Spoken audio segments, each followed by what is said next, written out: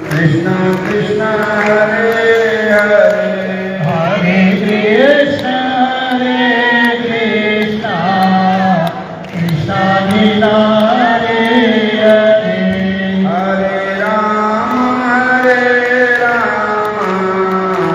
राम राम हरे हरे हरे राम राम राम हरे हरे मेरी चौपड़ी रे भाग्य खुद जानिए राम आए मेरी झोंपड़ी रे भाग्य जे तुझे जाने राम जाने आ गए राम बन दे बिचों सोन के आगे राम बना दे तो सुन के मैं श्यामा मिठे मिठे बैर सुन के मैं जावा बेटे बेटे सुन के तीनों खाने आई राम मेरे रज जान के राम आए तीनों भाग्य आई राम के राधे राधे राम आगे ओना ऊंची नीची जात बिना देखनी होना होती जात बिना देखनी जंगी मारी की सौगात नहीं देखनी संगी मारी विश्वगात नहीं देखनी मेरी शरदा नु देख राम भोग लांगे राम आएंगे मेरी शरदानो देख राम भोग लांगे राम आएंगे मेरी चौपड़ी दे पाके आज खुल जाएंगे हरियाणगे मेरी चौपड़ी के भाग्य से खुल जाएंगे हरि आएंगे मैनू चज बिना कोई नित नेम दा मैनो चाहे बिना कोई नित नेमता बिना पैरां विच रस मेरे प्रेम दा बिना पैरां विच रस मेरे प्रेम का दयावान मैनू चरनां दे नाल लाणगे राम आणगे दयावान मैनू चरनां दे नाल आएंगे राम आएंगे मेरी चौपड़ी दे भाग्य अज खुल जाणगे राम आणगे मेरी चौपड़ी दे भाग्य से खुल जाएंगे राम आएंगे जय राम जय जय राम बोलो सियापति रामचंद्र महाराज की राधा कृष्ण चंद्र भगवान की उमापति महादेव की पवन सुत हनुमान की हरे कृष्णा अतनिया बंदनिया पूजनिया स्वामी श्रीवानंद महाराज की जय अतनिया बंदनिया पूजनिया स्वामी हेमानंद महाराज की जय और एक पीली की कुटिया है हेमानंद जी राम जी का रूप है और पीली के भाग खुल गए कि शाह महाराज जी आए हैं सारिया संगतां ने दर्शन किए हैं हुण महाराज जी के मुखार मिलते और अमृतमय वचन साधुओं के अमलोक वचन अनमोल वचन होते हैं ते दूजी सूचना है कल नूं शोभा यात्रा है सारिया संगतां ने इसी तरह कल नूं आना है मैं महाराज जी अगे भी बेनती करूँगा कि कृपा करके साडे नाल थोड़े कदम चलो और शोभा यात्रा तुहाडे नाल ही शोभा हरे कृष्ण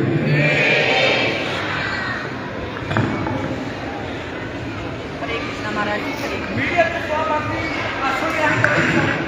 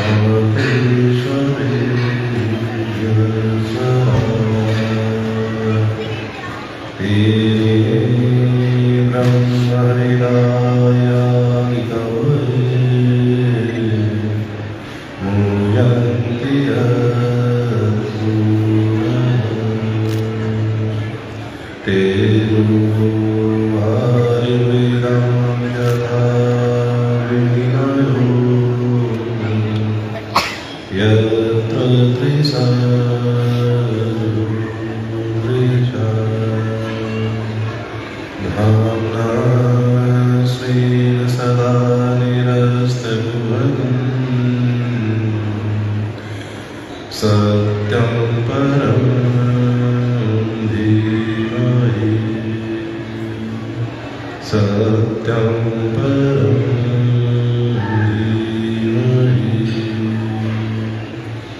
गुरुर्ब्रह्मा गुरुर्विष्णु गुरुर्देवो महेश्वरः गुरु साक्षात् परब्रह्म तस्मै श्री गुरवे नमः तस्मै श्री गुरवे नमः। अनंत अनंत विभूषित प्रातः स्मरणीय परम वंदनीय तपोनिष्ठ ब्रह्मवेता विद्यालंकार नाना स्थानाधीश हम सबके करंधार श्री श्री कयार पूज्य श्री गुरु महाराज जी के पावन पवित्र निर्मल एवं सुंदर चरण कमलों में हम सभी का कोटि कोटि नमन। बोलिए सतगुरुदेव महाराज की अवध योगी बाबा रूपानंद महाराज की जय जय श्री राधे श्याम। अनंत अनंत भूषित प्रातः स्मरणीय परम पूजनीय परम वंदनीय तपोनिष्ठ ब्रह्मवेता परम कृपालु परम दयालु श्री श्री खयारा राष्ट्रीय संत पूज्य श्री गुरु महाराज जी को हम सभी का कोटि कोटि। बोलिए सतगुरुदेव महाराज की पूज्य श्री गुरु महाराज जी की अनंत अनंत कृपा से उनके आशीर्वाद से कई सालों से निरंतर लगातार इस माघ महीने में 1 फरवरी से लेकर 13 फरवरी तक साक्षात प्रयागराज यहाँ विराजमान होता है। भक्ति ज्ञान वैराग्य का यही साक्षात प्रयागराज विराजमान कर दिया है। बोलिए सतगुरुदेव महाराज की जय। और इस उन्ना शहर के इस राधा कृष्ण मंदिर में इस प्रयागराज में हम सब गोता लगाकर अपने आप को बड़ा पवित्र करते हैं और उस परमात्मा के साथ जोड़ते हैं। इस भारतवर्ष को संतों का आभूषण कहा गया है। इस भारतवर्ष में, हिमाचल प्रदेश में और खासकर आपको जिला में इन संतों की हम सब के ऊपर अनंत अनंत कृपा है कि ये अपनी भक्ति के द्वारा, अपनी तपस्या के द्वारा हम सबको इस भक्ति के प्रभाव में बहाकर, गोता लगाकर उस परमात्मा के साथ जोड़ते हैं। रामचरितमानस में श्री तुलसीदास जी कहते हैं कि मोरे मन यस विश्वासा राम अधिक राम की दासा। तुलसीदास जी चौपाई लिखते हैं और कहते हैं कि मेरे मन में ये विश्वास है, मैं ये बात विश्वास के साथ कह सकता हूं कि राम से अधिक राम के दासा, कि राम मर्यादा पुरुषोत्तम श्री राम से अधिक उनके भक्तों की, उनके दासों की महिमा है। जहां संत होते हैं वहां भगवंत अपने आप विराजमान हो जाते हैं। जहां संत रहते हैं वहां परमात्मा को आना ही पड़ता है। इसलिए तुलसीदास ने बात कही कि मर्यादा पुरुषोत्तम श्री राम से अधिक महिमा वो है संतों की है, क्योंकि संत जो है वो भक्तों को भगवंत के साथ मिला देते हैं। बोलिए भारत के संतों की जय। रामचरितमानस जब ये काशी विश्वनाथ में लिखा गया तो उस समय में चौपाई लिखी तुलसीदास जी ने, तो वहां के विद्वानों ने इसका बड़ा खंडन किया कि ये कैसे हो सकता है, संत भगवंत से अधिक कैसे हो सकते हैं, हम इस बात को नहीं मानते। तो तुलसीदास जी ने कहा कि आप कैसे मानोगे इस बात को, आपको क्या प्रमाण चाहिए इस बात का। तो उन विद्वानों ने कहा कि यदि साक्षात परमात्मा ये बात कह देते हैं कि मेरे से अधिक मेरे संत हैं, उनकी महिमा है, तब हम इस बात को मानेंगे। और फिर जब शबरी की कुटिया में मर्यादा पुरुषोत्तम श्री राम आए, तब उन्होंने स्वयं से बात कही। जब नवधा भक्ति का उपदेश शबरी को दिया तो उसमें उन्होंने कहा कि सात्म मोहि जगत देखा, मोहे संत अधिक कर देखा। तब वो शबरी को उपदेश दे रहे हैं कि हे शबरी, ये जितना भी सारा जग है, जितना भी संसार है, उसको मेरे बराबर देखना, मेरे समान देखना। सब भक्त मेरे हैं, मेरे में समाये हुए हैं, इसलिए सब मेरे बराबर हैं।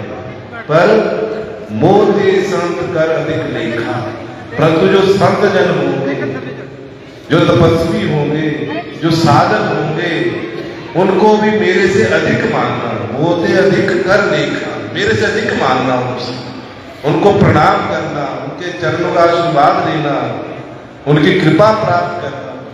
जब संतों की शरण में जब आप जाओगे तो संत अपने आप ही आपको मेरे साथ मिला देंगे।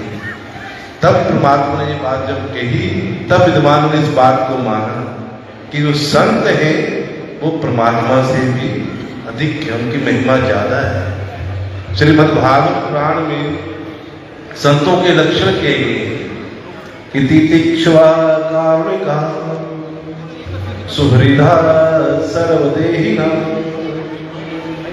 अयात शत्रवा शांता साध्वा साधुभूषण। ये संतों के लक्षण हैं।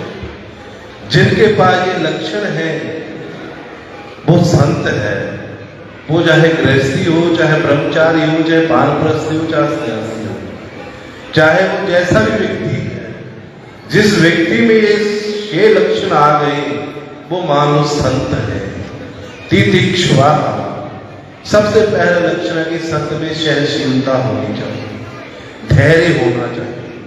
मान हो, अपमान हो, लाभ हो, हानि हो, सुख हो, दुख हो, कुछ भी संसार में हो, कोई गाली दे, कोई कुछ करे, पर संत वो है जो इन सब बातों को सहन कर लेता है, जिसमें क्रोध नहीं है, जिसमें क्रोध नहीं है, जो हर बातों को अपने जीवन में उतार कर उनको सहन करता है, वो साधु है, वो संत है। तितिक्षुवा और कारुणिका, जो करुणा में, जो दयालु है, जो अकारण ही सब प्राणी के ऊपर कृपा करते हैं, जिनके मन में किसी के प्रति कोई वैर द्वेष नहीं है, वो संत है। तितिक्षुवा कारुणिका सुहृदा सर्वदेहिना, जो समस्त देहधारी प्राणियों में अकारण ही उनके कष्ट को दूर करते हैं, उनके दुखों को दूर करते हैं, बिना कारण के जो किसी की मदद करते हैं, किसी की सहायता करते हैं, वो संत है। अयात शत्रुवा, जिसका दुनिया में कोई शत्रु नहीं है, कोई वैरी नहीं है, सब उसके अपने हैं, सबको जो अपना मानता है। अयात शत्रुवा, जिसका कोई दुनिया में शत्रु नहीं है, वो संत है। वो शांता, जिनका शांत स्वभाव है, मन में कोई हलचल नहीं है, मन एकाग्रता में है, मन स्थिरता में है, दुनिया में कुछ भी हो रहा हो पर मन परमात्मा के साथ जिनका जुड़ा हुआ है, वो शांत है। और साधुषा, जो विद्वानों की, ब्राह्मणों की, संतों का जो आदर करता हो, वो संत है, वो साधु है। जिसमें ये 6-7 लक्षण कहे गए हैं, वो साक्षात मानो संत है, और वो संत में ही भगवंत विराजमान है। और इसमें कोई दो राहें नहीं है कि आप सब के पूज्य महाराज जी में और पूज्य गुरु महाराज जी में ये 6 लक्षण साक्षात विराजमान है।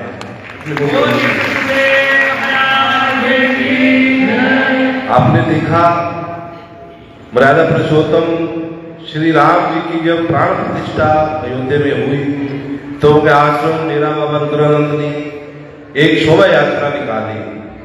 वो शोभा यात्रा पूज्य महाराज जी के आश्रम से होकर गई।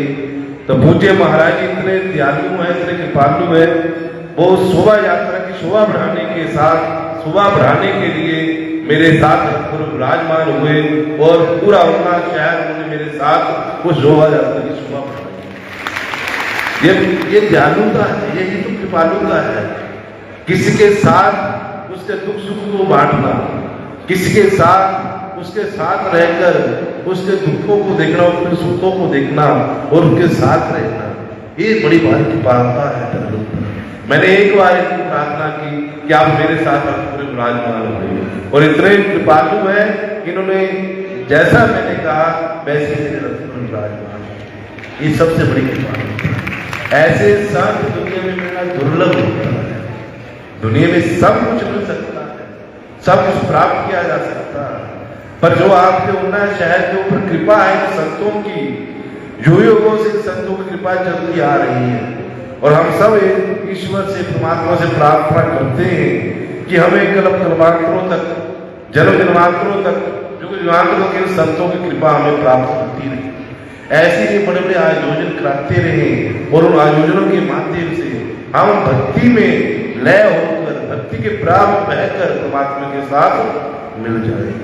रामचंद्र मास में लिखा हुआ है कि भक्ति स्वतंत्र सकल सुख खानी, वेणु सत्संग पावई प्राणी, पुण्य पुंज विनु मिलिने संता, सत्संगति संसृति करयंता।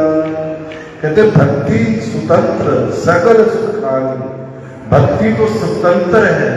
जैसे वैसे हम भक्ति करें, परमात्मा का नाम लें, जैसे ही हम परमात्मा की भक्ति करने लग जाते हैं, वो सकल सुखों के खान है, उससे हमें संसार के समस्त सुख प्राप्त होते हैं। पर वो भक्ति बिनु सत्संग के प्राप्त नहीं होती। जब तक हम संतों की शरण में नहीं जाएंगे, उनकी कृपा प्राप्त नहीं करेंगे, उनका आशीर्वाद नहीं लेंगे, तब तक हम वो भक्ति कर नहीं सकते। और फिर पुण्य पुंज बिनु मिली नहीं सकता।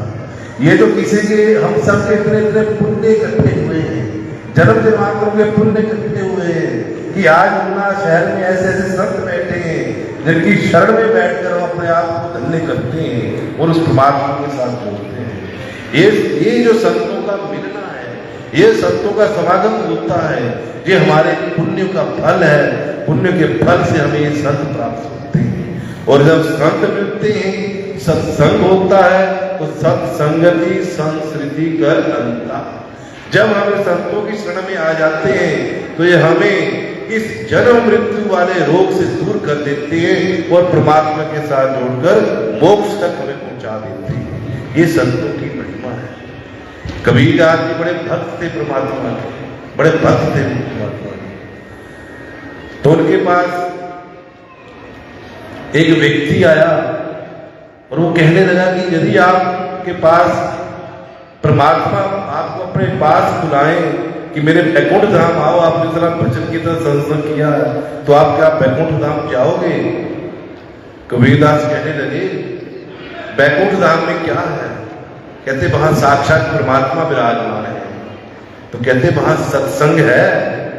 कहते नहीं, वहां बैकुंठ धाम में सत्संग नहीं होता है, पर वहां साक्षात परमात्मा है। कबीरदास जी ने मना कर दिया। कहते जहां सत्संग नहीं है वहां मैं नहीं जाऊंगा, चाहे वहां परमात्मा ही। व्यक्ति ने कहा क्यों? कहते जहां सत्संग होगा वहां साक्षात परमात्मा को आना ही पड़ेगा। जहां संतों की कृपा होगी, जहां संत सत्संग करेंगे वहां परमात्मा आएंगे ही। परंतु जहां परमात्मा होंगे वहां सत्संग नहीं होगा तो वहां जाकर मैं करूं? मैं तो घर घर में जाकर, गांव गांव में जाकर, हर घर को सत्संग करवाकर परमात्मा को लाकर वही वैकुंठ धाम बना दूंगा।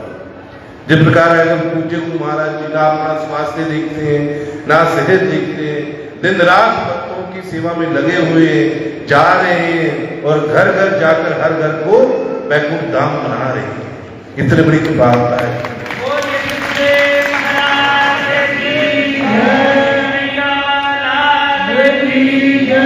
संत बड़े कृपालु होते हैं।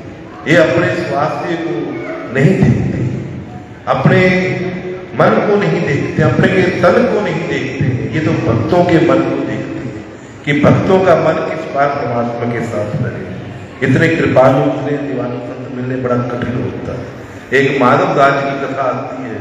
उड़ीसा में एक संत रहते थे, माधव, परम भक्त थे परमात्मा के, और कहते साक्षात परमात्मा उनको दर्शन देते थे, उनके साथ आकर खेलते थे, क्रीड़ा करते थे, लीला करते थे। इतने बड़े वो विद्वान थे। तो एक काशी के बड़े विद्वान हुए। जब विद्वत्ता आती है, पर जब विद्वत्ता तो आए परंतु संतों की शरण में ना जाए हम, तब कहते हमारे में अहंकार पैदा हो जाता है। अहंकार हमारा सत्संग ही नष्ट करता है। विद्वान बन गए, अच्छी पढ़ाई कर ली, सब कुछ हो गया, पर मन में अहंकार आ गया। वो विद्वान थे, सब कुछ थे, जगह जगह जाने लगे, गांव गांव में जाने लगे और शास्त्रार्थ करने लगे और हर किसी को पराजित कर देते थे। इतने विद्वान थे, जिस भी जगह जाना वहां बड़े बड़े विद्वानों के साथ शास्त्रार्थ करना और शास्त्रार्थ कर उनको पराजित कर देना। फिर उनसे सेवा लेनी कि जब भी इस गांव में आऊं तो मेरे रहने की, मेरी खाने की, मेरी पीने की व्यवस्था सब आपके जिम्मे होगी। बड़ा अहंकार था उस विद्वान को। एक बार किसी व्यक्ति ने कहा कि आप में इतना बड़ा अहंकार है, इतने बड़े विद्वान है, आपको हम तब विद्वान मानेंगे जब आप एक उड़ीसा में जो संत माधव दास जी रहते हैं उनको हरा दोगे शास्त्रार्थ, तब आपको मानेंगे कि आप विद्वान हैं। अहंकार आए उस विद्वान में, उठकर चल पड़े उड़ीसा के लिए। संत माधव दास जी के पास पहुंचे, उनसे कहने लगे मैंने आपसे शास्त्रार्थ करना है। माधव दास जी ने देखा कि विद्वान आए, उठे, साष्टांग प्रणाम किया। तब जब उन्होंने कहा कि मैंने आपसे शास्त्रार्थ करना है तो माधवदास जी कहने लगे, किस बात का शासन करना है? आप तो मेरे घर आए हैं, मेरे अतिथि हैं, आप जो चाहो तो मैं करूंगा, शास्त्र क्या करना है? कहते फिर आप अपनी हार मान लो, यदि आप शास्त्रार्थ नहीं करना चाहते तो अपनी हार मान लो। माधवदास जी इतने ज्ञानी थे, इतने कृपालु थे, विद्वान तो थे, हाथ जोड़ दे कि मैं अपनी हार कबूल करता हूं। विद्वान, उस विद्वान ने कहा ऐसे नहीं, आप एक कागज के ऊपर लिखकर दो कि ये फलाना विद्वान मेरे से शास्त्रार्थ करने आया और शास्त्रार्थ में मैं इनसे हार गया, ये मुझसे जीत गए। माधवदास जी ने वो लिख कर दे दिया कि ये विद्वान मेरे से शास्त्रार्थ करने आए, इनसे मैंने शास्त्रार्थ किया और मैं हारा और ये जीत गए। वो कागज लेकर जाकर काशी के विद्वानों को दिखाने लगे। पर कहते हैं कि जब संत कृपा करते हैं, संत जागरूकता करते हैं, तब परमात्मा उनका साथ देते हैं। वो कागज पर तो ये लिखा माधवदास जी ने कि ये जीते मैं हारा, पर जब वह विद्वान काशी में जाकर विद्वानों को दिखाने लगा, वो कागज देखो मैं माधवदास जी को हरा कर आया, देखो उसने कागज लिखा है, तो वहां उल्टा लिखा हुआ है। परमात्मा ने वो लिखा हुआ बदल दिया और उसमें लिख दिया कि इस विद्वान ने माधवदास जी के साथ शास्त्रार्थ किया, उसमें माधवदास जी जीत गए और जो विद्वान हार गया। जब ऐसा विद्वानों ने पढ़ा तो विद्वानों ने उसकी हंसी उड़ा दी कि आप तो हार कर आए, तो लिखा हुआ साक्षात लिखा, आप हार गए उनसे। जैसे उसने भी पढ़ा तो भी हैरान रह गया कि वहां तो माधवदास जी ने ऐसा लिखा और ये कैसे पलट गया। फिर वापिस आए नहीं था, फिर माधवदास जी को फिर कहने लगे कि तुमने ये गलत लिखा, तुमने ऐसा लिख दिया। माधवदास जी कहने लगे मैंने तो ठीक लिखा था, पर ये मुझे नहीं पता कैसे उलट पलट हो गया ये। माधव कहने लगे विद्वान भी मेरे साथ शास्त्रार्थ करो। कहते नहीं शास्त्रार्थ तो मैं करूंगा नहीं। इतने बड़े विद्वान थे वो माधवदास जी, पर कहते शास्त्रार्थ मैं नहीं करूंगा, क्योंकि उनको पता था कि यदि मैं इसके साथ शास्त्रार्थ करूंगा तो ये मेरे से हार जाएंगे और हारने के बाद इनके मन को ठेस पहुंचेगी। और संत जो है वो किसी के मन को ठेस नहीं पहुंचाते। उन्होंने कहा मैं शास्त्रार्थ नहीं करूंगा। फिर विद्वान ने क्या कहा, कहते यदि आप शास्त्रार्थ नहीं करना चाहते तो ऐसा करो, चप्पलों का हार डालकर, मुंह काला कर गधे के ऊपर बैठकर पूरी जगन्नाथ की यात्रा करो और ये कहो कि मैं इन विद्वानों से हारा और ये विद्वान मुझसे। माधवदास जी इतने कृपालु थे, इस बात के लिए मान गए कि ठीक है मैं गधे पर बैठ जाऊंगा, चप्पलों का हार भी डाल दूंगा, मुंह काला भी कर दूंगा, पर मैं शास्त्रार्थ नहीं करूंगा, पूरा जगन्नाथ सुन लूंगा और आपकी मैं जीत स्वीकार करूंगा। तो उस विद्वान ने कहा कि इसमें देरी क्या, भगवाओ गधा भगवाओ, तैयारी करो। वो कहने लगा कि अभी थोड़ा मुझे समय मेरा हो गया है कि मैं जगन्नाथ जी का दर्शन करना चाहता हूँ। एक बार मैं जगन्नाथ जी का दर्शन करके आता हूँ, उतनी देर में तू सारा ये सामान तैयार कर लो, मैं आपके साथ करने को तैयार हूँ। देखो भगवान कैसे रक्षा करते हैं संतों की, भक्तों की कैसे रक्षा करते हैं।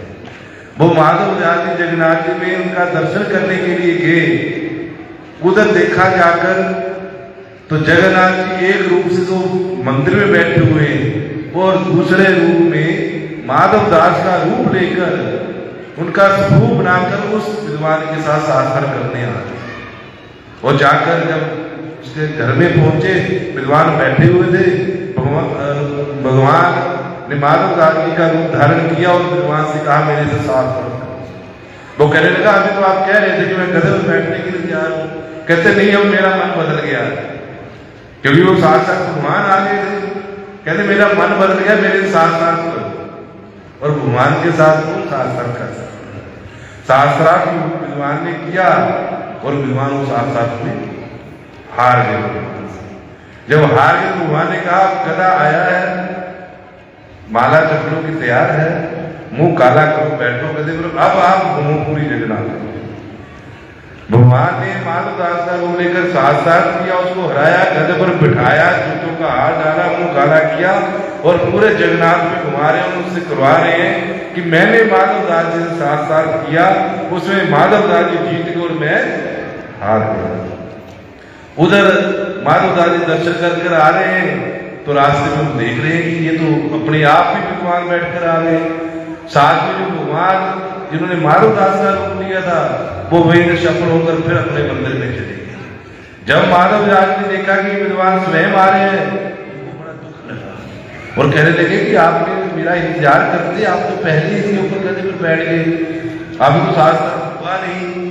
तो विद्वान कहने लगे तुमने तो मुझे शास्त्र में हराया है, मेरे साथ शास्त्र करके फिर कहते हैं शास्त्र नहीं हुआ।